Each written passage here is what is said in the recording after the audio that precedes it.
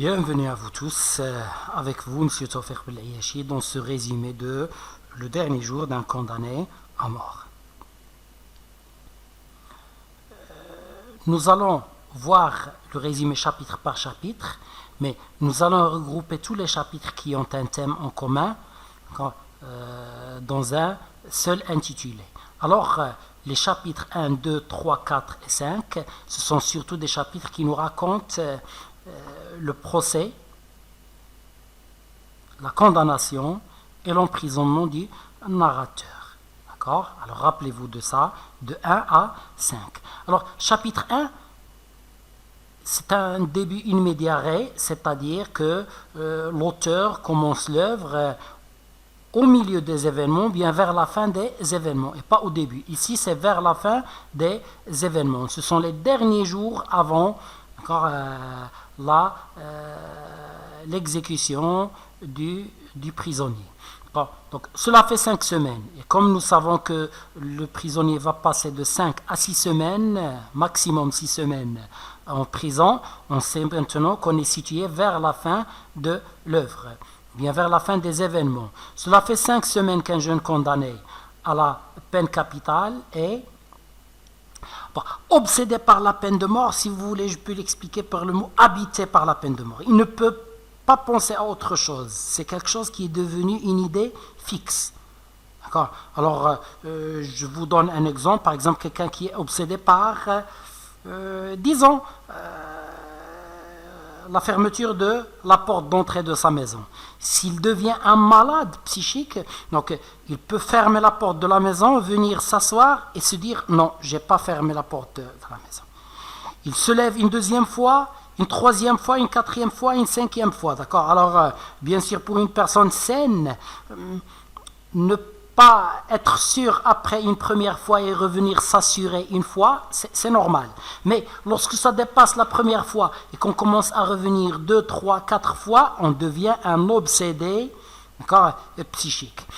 Ici, lui, il est obsédé par la peine de mort, c'est-à-dire il ne peut pas penser à autre chose. Dans sa prison, il pense seulement à la mort.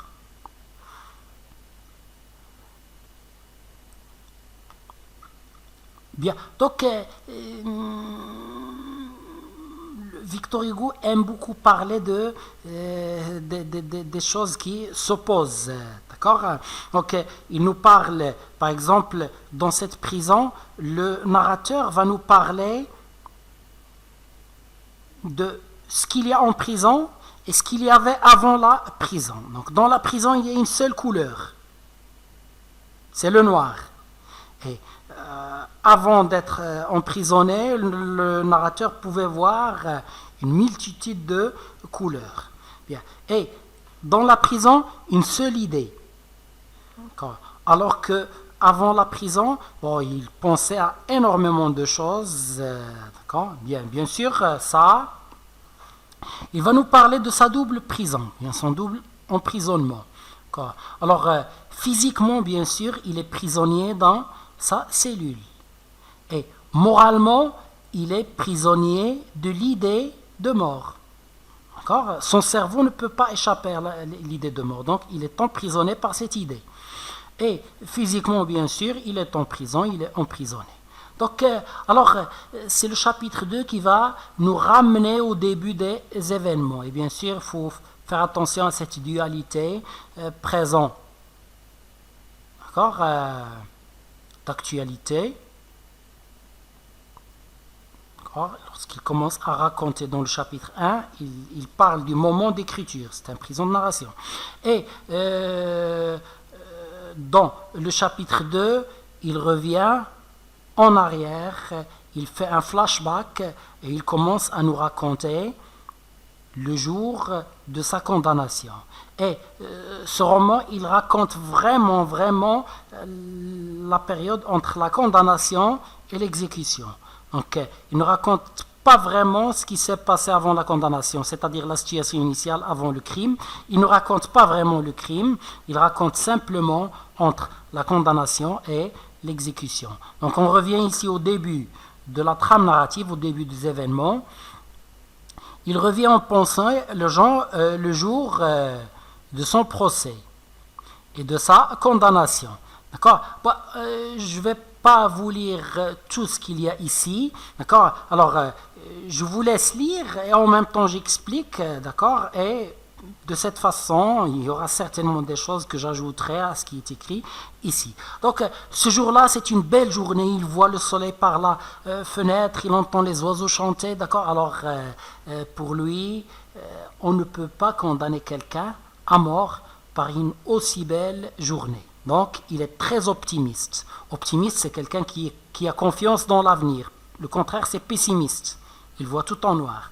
Donc, il est très optimiste et son optimisme, il va être vraiment renforcé par son avocat.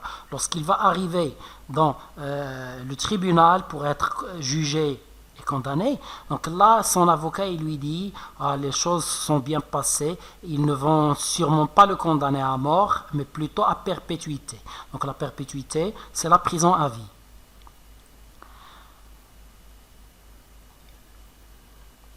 D'accord? Pour le chapitre 3, le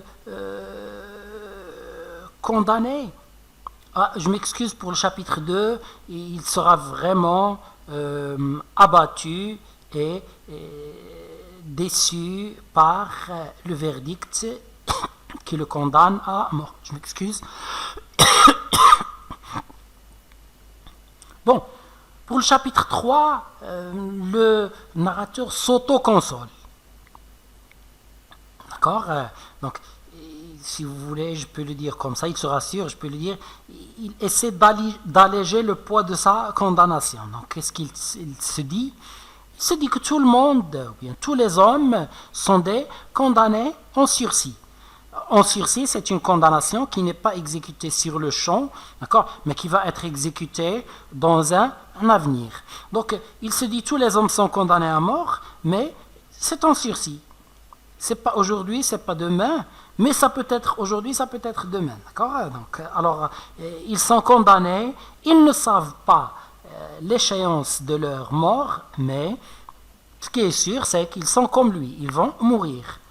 Et il se dit aussi que, d'ailleurs, les 5 semaines qui lui restent à vivre, ou bien durant ces 5 semaines d'emprisonnement avant l'exécution, combien de personnes qui attendaient son exécution seraient mortes. D'accord? Il y a vraiment un grand nombre de gens qui allaient mourir durant ces 5 semaines. Bien, alors pour le chapitre 4 et le chapitre 5, il se rapporte à Bicêtre. Bicêtre, c'est la prison. Normalement, c'est un ancien château qui a été transformé en prison. Bien, chapitre 4, c'est Bicêtre de dehors. Lorsqu'il s'approche de Bicêtre et qu'il voit Bicêtre de dehors, il nous fait une petite description. D'accord? C'est vraiment un bâtiment, une construction très hideuse, très laide, le contraire de belle. Bien. Chapitre 5, c'est l'arrivée à la prison. D'accord? Donc là, grâce à son latin, ce qui nous montre que le narrateur est un peu cultivé. Donc, grâce à son latin, les gardes lui accordent certains bénéfices. Parmi eux, ils lui permettent de faire une promenade le dimanche avec les autres forçats. D'accord? Donc, durant cette promenade, il va apprendre l'argot. L'argot, c'est une langue familière. Plus que familière, c'est la langue ou bien le langage plutôt, d'accord, des gens qui sont très défavorisés. C'est le dialecte, si vous voulez, des criminels, des voleurs. Victor Hugo déteste beaucoup cette langue, il dit qu'elle est mauvaise. Et si vous avez l'œuvre du dernier jour, je crois que vers le chapitre 16, il y a une chanson qui est écrite en argot, et si vous voulez la lire, vous ne comprendrez pas ce qui se dit, d'accord? Donc, ça ne ressemble pas à du français. C'est du français, mais ça ne ressemble pas à du français. Bien, alors, en plus de cette promenade le dimanche, il lui allège les mesures de sécurité. Alors, les mesures de sécurité, normalement, le prisonnier, on a peur qu'il se suicide, alors on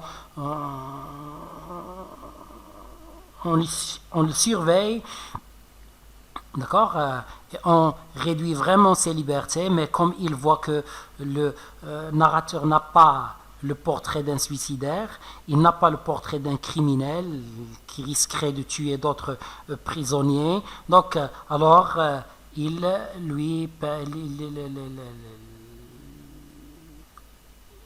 le considère à peu près comme tous les autres prisonniers. Donc, c'est un résumé des 5 premiers chapitres. Donc, chapitre 1 à Bicêtre. Bien sûr, vous pouvez ajouter ici. Donc, ce qui est écrit ici dans l'encadré, le mieux c'est de l'apprendre par cœur. D'accord ? Donc, ça va vous permettre d'avoir, si vous voulez, la charnière, si vous voulez, c'est la colonne vertébrale de l'œuvre. Donc, après 5 semaines à Bicêtre. La Bicêtre, bien sûr, c'est la prison. J'ai oublié d'écrire quelque chose au début ici. C'est une première partie. C'est un intitulé concernant les 17 premiers chapitres. Les 17 premiers chapitres, on va les intituler, vous pouvez l'écrire si vous voulez, on va les intituler à Bicêtre et les 5 semaines. C'est-à-dire que ces 17 chapitres, ils nous racontent les 5 semaines. Et à partir du chapitre 18, nous passons au dernier jour. Et nous commençons à raconter les événements qui se sont passés au dernier jour. Vers le chapitre 20-21, nous passons à la prison de la conciergerie, au tribunal. Et les derniers chapitres, nous allons passer à l'hôtel de ville. L'hôtel de ville, c'est la place qui est proche du lieu où va être exécuté le prisonnier. Donc, chapitre 2, procès et verdict. Le procès, c'est le jugement. Le verdict, c'est ce qu'on prononce. La peine capitale ou bien l'emprisonnement à vie ou bien. D'accord ?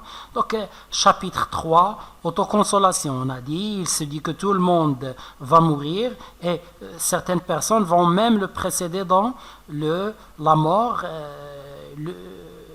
La différence entre lui et elle, c'est que ces personnes ne savent pas quand. Mais lui, il sait maintenant quand. Chapitre 4, Bicêtre de dehors. Et chapitre 5, l'arrivée à Bicêtre.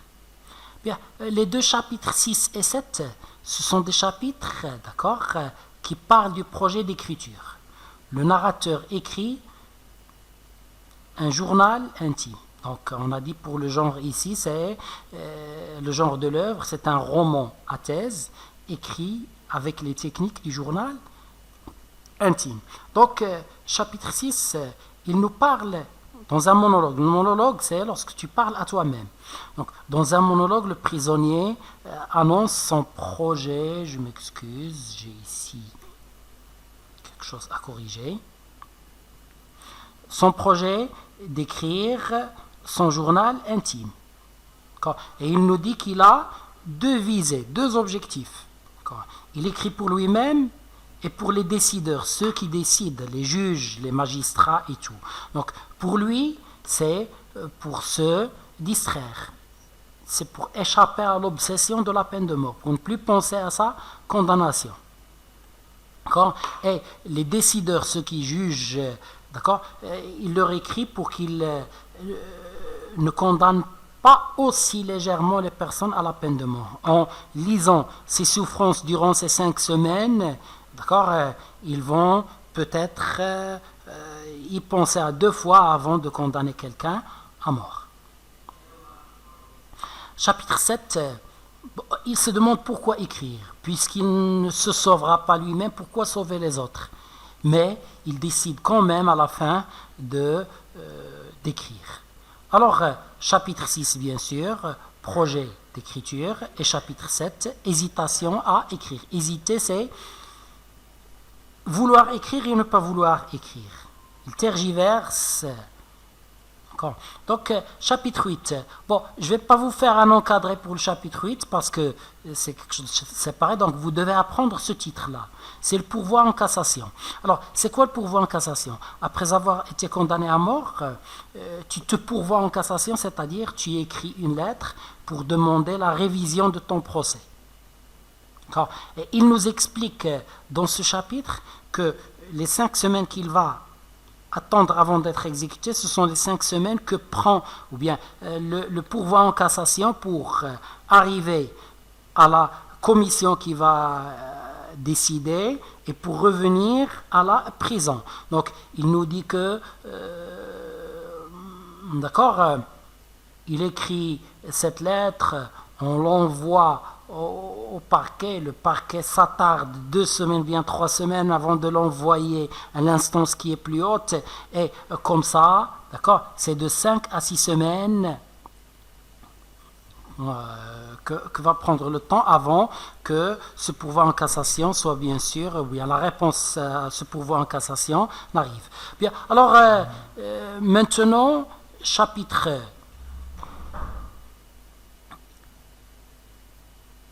9, alors vous m'excuserez. Pour le chapitre 9, je n'ai pas écrit de titre, c'est le testament, voilà. Le testament, c'est ce qu'écrit une personne avant de mourir, concernant son héritage, ce qu'elle a demandé aux autres, ou bien ce qu'elle a laissé aux autres. Notre prisonnier vient de faire son testament.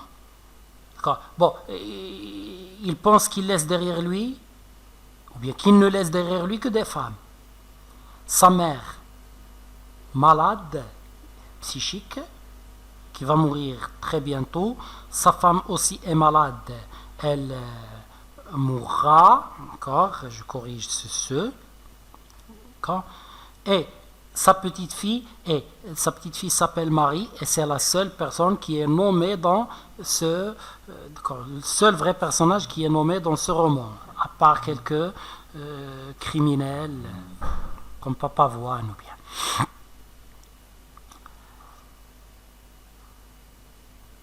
Et bien sûr, puisque sa mère et sa femme vont mourir, c'est pour sa fille qu'il s'inquiète le plus. Elle va rester toute seule dans la vie.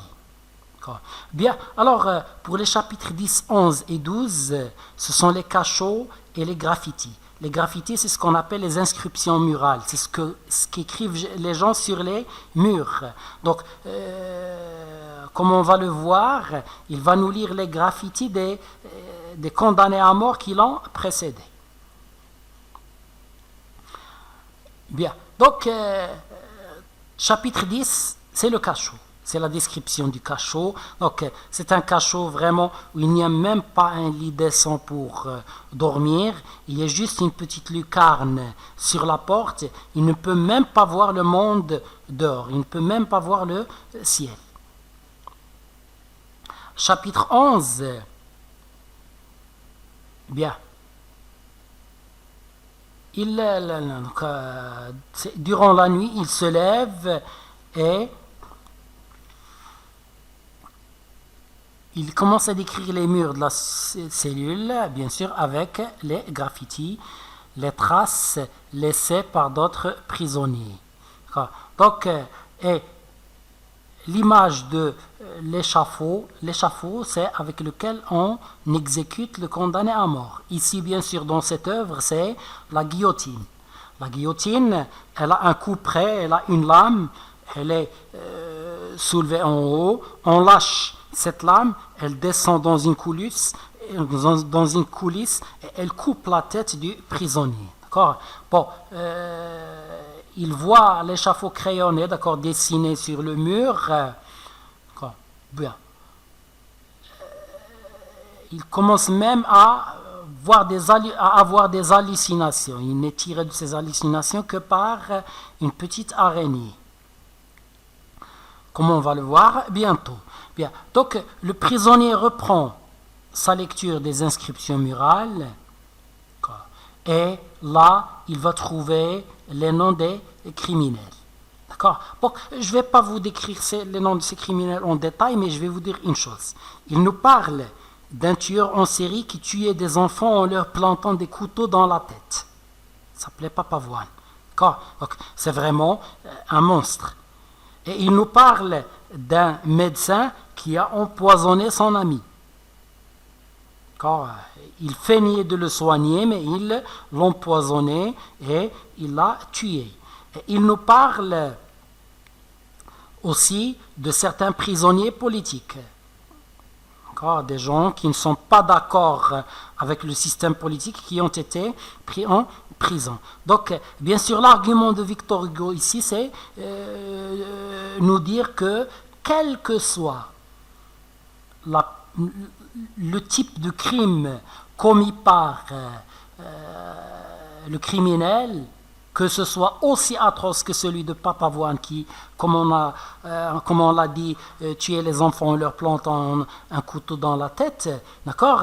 Même pour une personne pareille, pour Victor Hugo, cela ne justifie pas sa condamnation à mort. Bien. Alors, maintenant, pour ces 3 chapitres, on vient de voir ce qu'il y a. Donc, je crois que je vais m'arrêter ici parce que je constate que j'ai oublié pour les chapitres suivants, j'ai oublié de vous faire l'encadrer avec les titres à apprendre par cœur. Donc, je m'arrête aujourd'hui, ici, d'accord. Nous sommes vers le chapitre 13.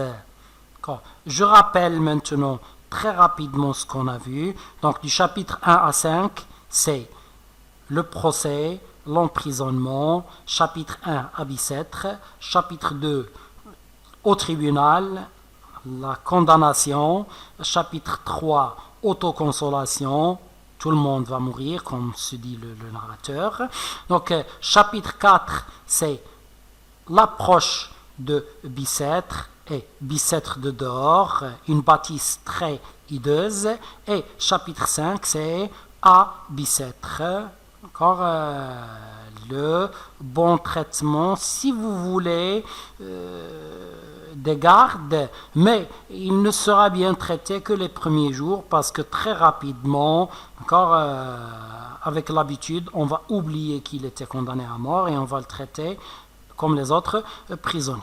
Bien, alors maintenant chapitre 6 et 7, c'est le journal intime. Chapitre 6, pourquoi écrire un journal intime? Chapitre 7, encore hésitation à écrire, mais enfin il écrit. Chapitre 8, pourvoi en cassation.